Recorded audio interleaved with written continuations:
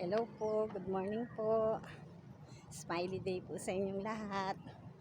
Bumalik pagja-jogging po ako. Dito po ako ngayon sa arena. Ayan po. Gusto ko pong makita ang sikat ng araw kasi hindi na po ako nasisikatan ng araw eh. Pagising ko po, trabaho na agad. Ligo, kain lang, tapos po therapy na ulit. Kaya may time lang po ako para sa sarili ko pagka po madaling araw. Ayan, kundi po ako magsasakripisyong bumangon para po sa sarili ko, para po sa pag-i-exercise. Nakikita ko pong talagang napakahirap. Kasi po, nakilala na po ako ng mga tao. Dati po nakakapagsumba pa ako. Ngayon po mag-iisang buwan na hindi pa ako nakakapagsumba. Kaya bumalik pagja-jogging po ako. Hihingal na akong layo. Kasama ko po yung panganay ko. Ayun, tumatakbo.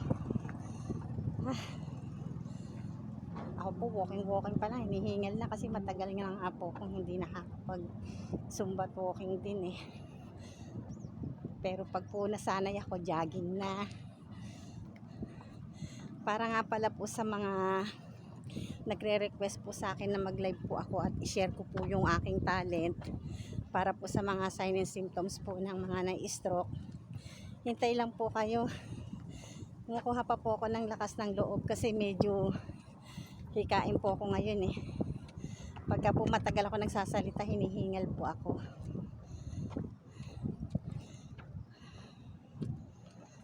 Kaya pagagalingin ko po muna yung sarili ko bago ko po i-share sa inyo yung mga sign and symptoms ng stroke.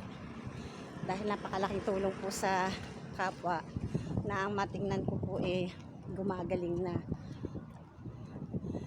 Nakakalungkot nga din po kasi po lahat po ng mga kliyente ko po na mga may sakit at karamdaman, pag po nahawakan ko o nakita ko pa lang po yung kanilang katawan, medyo may idea na po ako kung ano po ang kanilang sakit at karamdaman.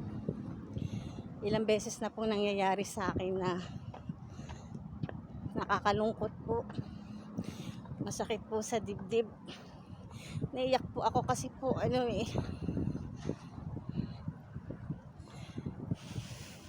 na-experience ko po kasi na sa loob po ng isang linggo na may kliyente po ako, datihan ko pong kliyente na bumalik po sa akin.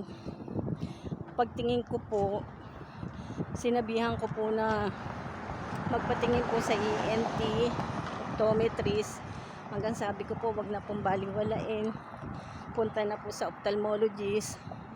Madalas ko po kasing i-refer talaga mga neurologist or neurosurgeon po. Yun po, sa loob po na isang linggo,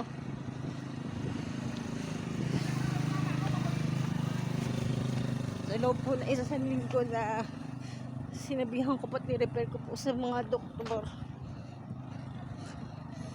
Ang naging resulta po ay brain tumor. Tapos po, ang nakakalungkot po kasi nakumbinsi po namin yung bata na magpa-opera dahil aayusin lang po yung kanyang nerve. Pero nalaman din naman po niya kung ano po talaga yung kanyang sakit at karamdaman kasi po lagi niya po akong tinatanong. Pero syempre po, napakahirap po ang sabihin.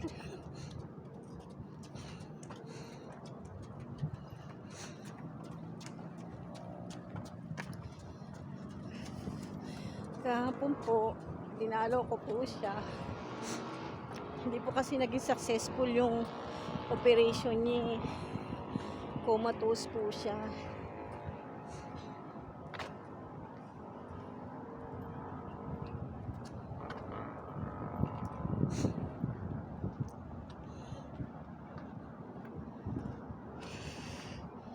Pero po, pinapangako ko po sa aking sarili na lahat po ng mga kliyente ko po na may cancer. Inspirasyon ko po kayo. Inaaral ko po ang human anatomy para nga po yung ganun pa lang po, hindi na po lumala, hindi na po gaya nung pag nakita ko po kayo nahawakan, i-refer ko po kaagad kayo sa doktor, tapos cancer na. Gusto ko po sana yung maintindihan po lahat ng tungkol po sa katawan ng tao para po pag tiningnan ko po kayo,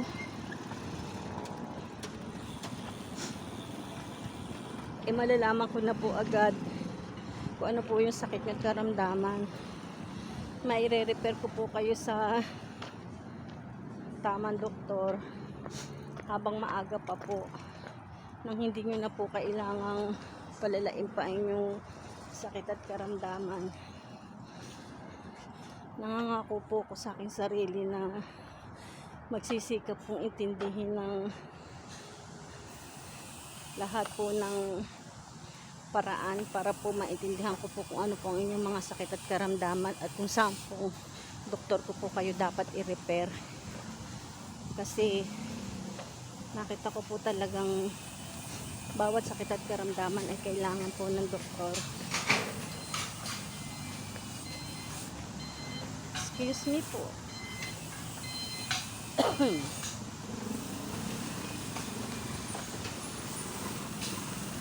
Good morning, ma'am. Morning po.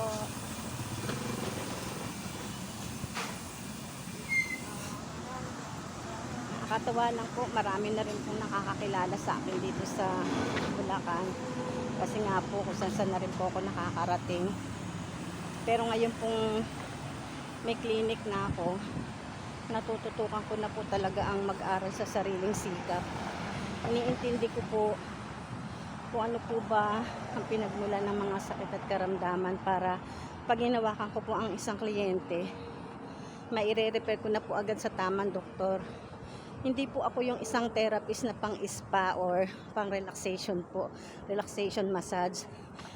Hindi po ganun yung naging trabaho ko. Nalinya po ako sa mga may sakit at karamdaman. Dala po ng haba na experience ko sa mga may cancer po. Bali po 10 klase po ng cancer na yung mga nahawakan ko. Kaya po siguro naging kumapit na po sa isip ko at sa katauhan ko yung kanilang mga sakit at karamdaman. Kaya pagka po nakakahawak ako ng mga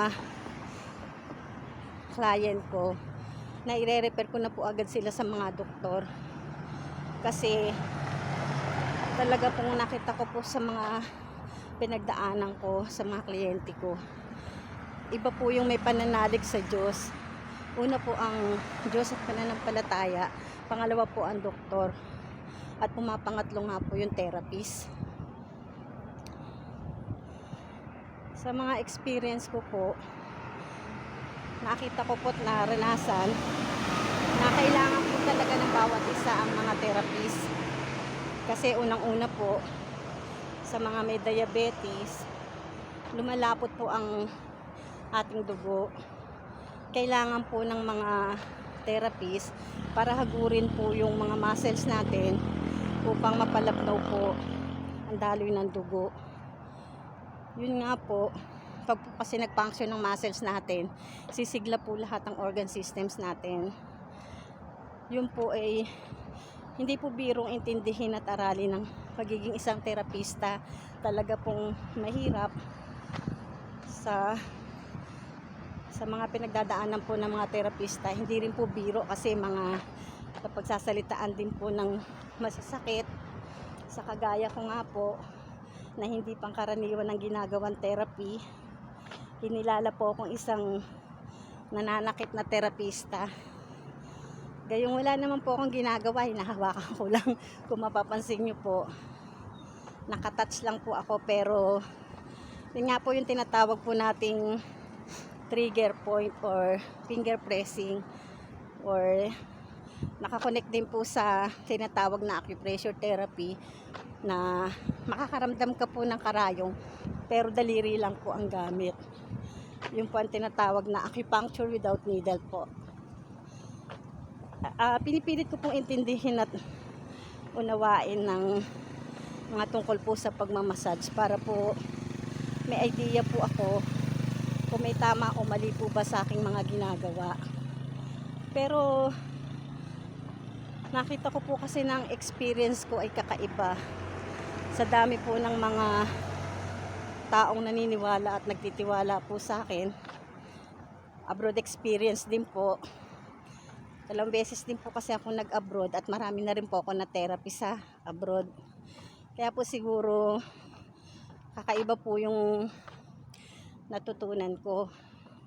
At nakikita ko naman pong hindi nakakapaminsala, nakakatulong po at nakakapagpasigla ng buhay, nakakapagpasigla po ng kalusugan. Kaya ginagawa ko nga po, inaalagaan ko na rin po yung aking sarili para po sa aking kapwa. Sa totoo lang po, hindi ko po gusto ang mag-therapy. Ang gusto ko po ay magtinda ng eatery po sa eatery. Matikman po ng mga tao ang mga luto ko. Pero hindi po yun ang pinagkaloob sa akin ng Diyos eh. Kahit ilang beses ko pong tanggihan, dito po ako bumabagsak sa pagte-therapy. Kahit saan po ako makarating, therapy pa rin po, hindi po nawawala sa pang-araw-araw ko. Kaya ako na rin po ang nakiramdam at kinilala ko pong aking sarili kung dapat ko po bang tanggapin ang pagte-therapy. Talagang ayoko po. Pero pagka po may nakikiusap sa akin, hindi ko rin po matiis kasi nga po lalo na po kailangan talaga. Pagka po may mga nag-aagaw buhay po akong kliyente, ina-advise ko naman po sa mga pamilya o kaibigan na tumawag na rin po ng doktor o ng ambulansya para in case of emergency po, talaga pong kailangan ng doktor. Pero ang nangyayari nga po, talagang sobra po ang tiwala sa akin. Pag po nahawakan ko at guminhawa na, nakakalimutan na po ang magpa-doktor. Kaya sa ngayon po, sa mga na-experience ko po sa ngayon, kailangan po talaga natin ng magpa-doktor. Lalo na nga po, dumaan po tayo sa pandemya, na alam po natin na marami po tayong bakterya sa ating mga katawan na pwede pong makapaminsala sa ating mga organ systems, na ang simpleng bukol po ay lumalala. Kaya hindi po natin dapat baliwalain. Sayang man po natin at sa gusto, talagang kakailanganin po natin na magpa-doktor. Ako man din po ay nagpapadoktor din naman. Kahit na po sabihin natin na nagte-therapy po ako. Yun nga lang po, kung hindi nga lang po talaga malala yung nararamdaman ko, eh hindi rin po talaga ako magpapadoktor kasi nga po, nakukuha ko po sa pagte-therapy. Pero ito nga po, nagkaroon ako ng asthma kasi na-over-fatigue po ako eh. Yung po bang kahit ayaw mo na, pag po talaga napapakiusapan ka, napipilitan ka pa rin pong makisama. Kahit po talagang pakiramdam ko po, meron po kung masama po ang pakiramdam ko. Pag po talagang kailangan ng kapwa ko, hindi ko rin po matiis. Kaya yun nga po, pinapangako ko po sa aking sarili na mas lalo po kung magsisikap, mag-aral po sa aking sarili. Muli pong bibili ng mga libro ng mga pang-human anatomy, magdo-drawing, iintindihin para po pag nahawakan ko po ang aking mga kliyente ay maituturo ko na po agad sa tamang doktor nang hindi na po lumala pa ang kanilang sakit at karamdaman. Napakahirap po ng naging style ko sa pagte-therapy. Hindi po pangkaraniwan. Marami pong nagagalit, marami pong naasar. Kasi nga po, nag-iisa lang po ako na talagang nagsisikap intindihin po yun, kung ano po yung kanilang sakit at karamdaman, na gagaling po sila sa pamamagitan po ng pagte-therapy. Lahat po ng mga therapist ay mahusay at magagaling. At lahat naman po ay nakakapagpagaling. Pero may kanya-kanya po kasing expertise. Talaga pong ibinibigay po ng kapwa ang pagpapahalaga, paniniwala at pagtitiwala. Depende po sa inyong ginagawa. Kaya siguro po nakikitaan po ako ng aking kapwa ng husay at galing sa pagte-therapy. Kaya po patuloy pong dumadami at naire-repair. Kagaya nga po niyan, halos naiikot ko na po ang sangay ng ating gobyerno mula po sa Malacanang, sa Senate, sa COA, sa POEA, BIR. Halos naikot ko na po sa Camp Crame, PNA, Camp Aguinaldo. Halos naiikutan ko na po lahat dahil nga po nire-repair po ako. Kaya para po mapagbigyan ko po ang lahat, 1 linggo po ako sa Manila, 1 linggo po ako sa Bulacan, at 1 linggo po ako sa mga referrals, at 1 linggo din po ako sa aking mga inaalagaan. Iniikot-ikot ko na lang po yung oras ko. Parang time management po talaga. Wala na nga po akong personal life Hindi ko na nga po mabigyan ng oras ang sarili ko para maglibang, kasi nga po pakiramdam ko po marami pong umaasa sa akin na mapapagaling ko po sila sa kanilang mga sakit at karamdaman. At yun naman nga din po yung pinagdarasal ko sa araw-araw, na makapagpagaling po. Kasi nga po pati po sa mga sa munisipyo, sa mga kaparian, ang dami ko na pong na inaalagaan. Kaya sobrang blessed po ako, kasi meron nga po akong mga alagang mga pare na nabibless po ako. Kaya sobrang pasasalamat ko po sa ating dakilang lumikha, dahil po bilang isang solo parent, may 3 anak at 4 na apo,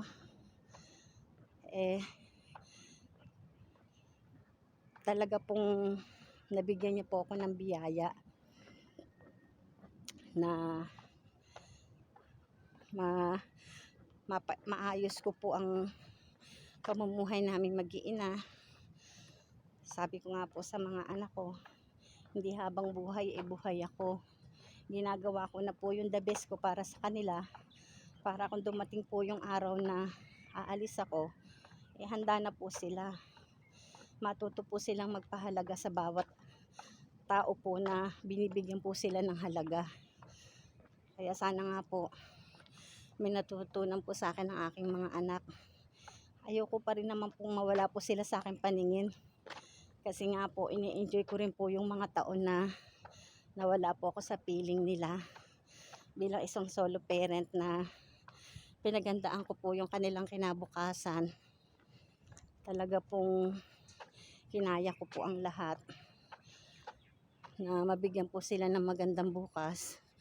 Nagawa ko naman po. Kaya ngayon pong nalampasan ko yun. Dito naman po ako sa kapwa napunta. Dito naman po nabuhos ang aking attention.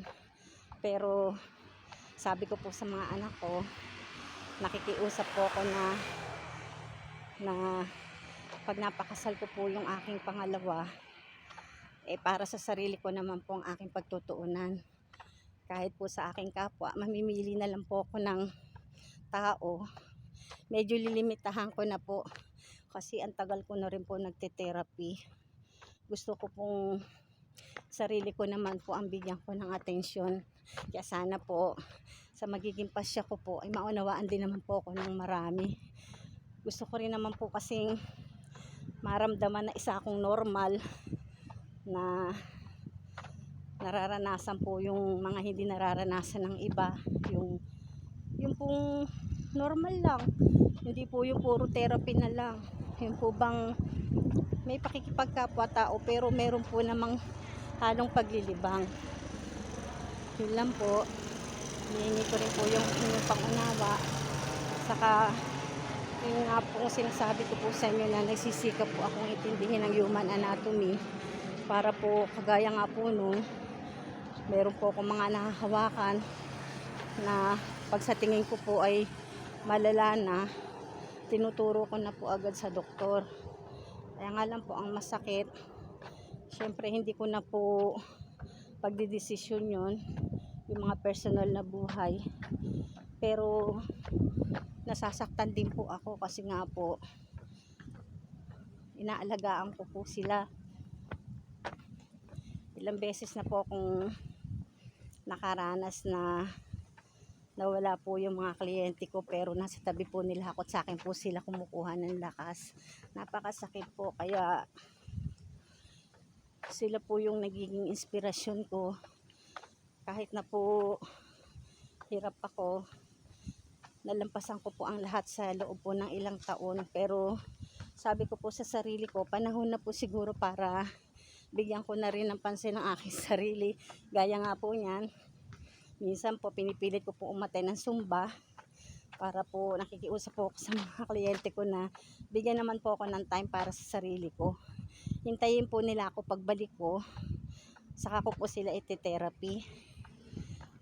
Pag naman po hindi emergency, nakakaalis po ko. Pero pag nakikita ko pong emergency, syempre po unahin ko po ba yung pangangailangan ng aking katawan kaysa po sa pangangailangan ng isang kapwa na hindi makahinga. Kailangan po ng suporta ko, tulong ko, pagte-therapy ko. Nauunawaan ko mas madalas po na inuunawa ko po ang aking kapwa kaysa inuunawa ko po ang aking sarili. Kaya humihingi din po ako ng pangunawa sa inyo na mamimili na lang din po ako ng mga tao kong aalagaan para naman din po mapagbigyan ko rin po yung iba at ang aking sarili na makapamasyal man lang din po. Makaalis naman po din dito sa pagkiklinik kahit pa paano po makaluwas-luwas kasi nga po dumadami ni. Paano po, nakarecover na po ako ng sakit ng kalooban. Kaya po pinilit ko pong makapag-jogging kasi mabigat na po yung kalooban ko dahil sunod-sunod po yung mga na-advisean ko po na nakitaan ko po ng may cancer. Re-refer ko po sa doktor. Tapos po yung pala po malala na talaga. Kaya sa tulong nyo po ay alam ko pong may mararating po ang aking pagte-therapy dahil naniniwala po kayo at nagtitiwala sa akin. Yun nga po, ang dami na po nababago sa aking buhay dahil po sa suporta ninyo. Kaya walang hanggang pasasalamat po sa inyong lahat. Maraming salamat po. I love you all. Bye.